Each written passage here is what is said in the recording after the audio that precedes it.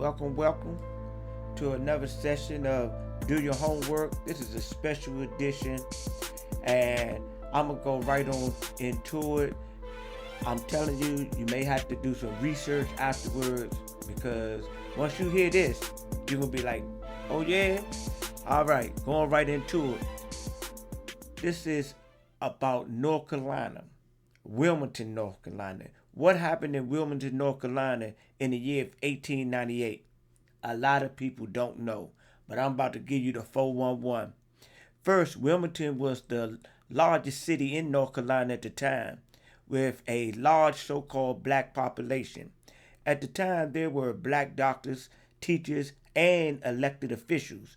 There were black Republicans, House of Representatives from North Carolina, and some were from Wilmington. It was like 11 in all at that particular time.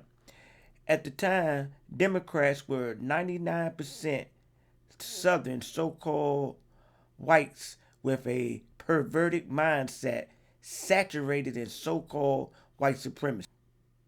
Educated so called blacks were Republicans at that time.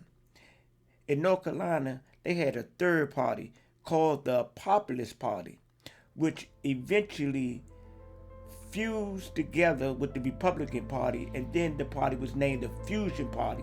And when that happened, they defeated the Democratic representatives in a lot of positions that were being held.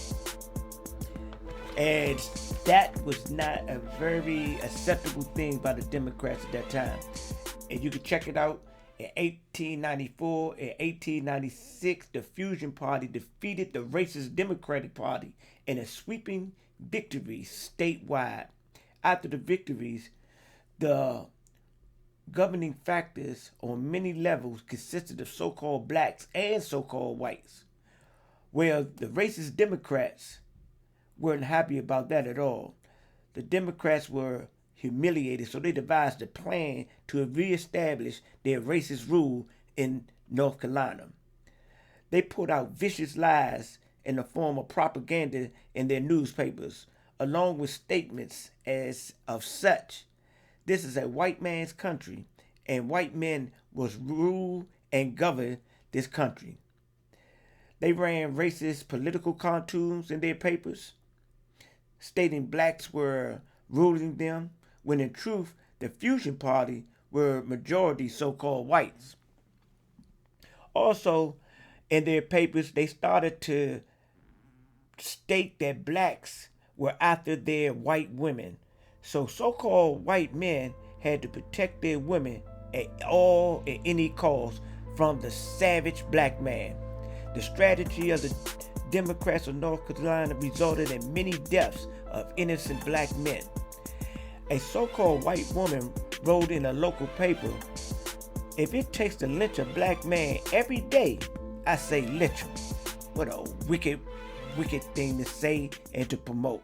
So what that did was incited white men to become more aggressive against blacks. So when the elections came around this particular year, what happened was the Democrats, the racist Democrats, they got a militia or military group known as the Red Shirts to prevent the blacks from voting.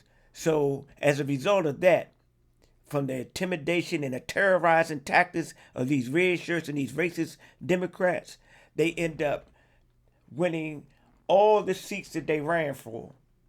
And what they did the very next day, they wrote in the paper the Declaration of White Independence, or the White Declaration of Independence.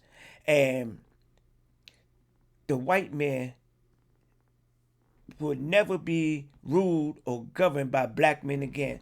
That was the the basis of their independence. Never to be ruled by black men again. So if you want to get any more information on this, do your homework, check it out. Wilmington, North Carolina, 1898. And the further you dig into this information, it's going to become more and more difficult to tolerate to ingest, to even read about it, but it'll let you know. Within the information, they're going to also let you know that blacks were Republicans and racist whites were Democrats. But as I stated in the other video, that they did the switcheroo because it's now about economics, even though some whites still think it's about the lack of melanin or their melanin recessiveness. That's another story.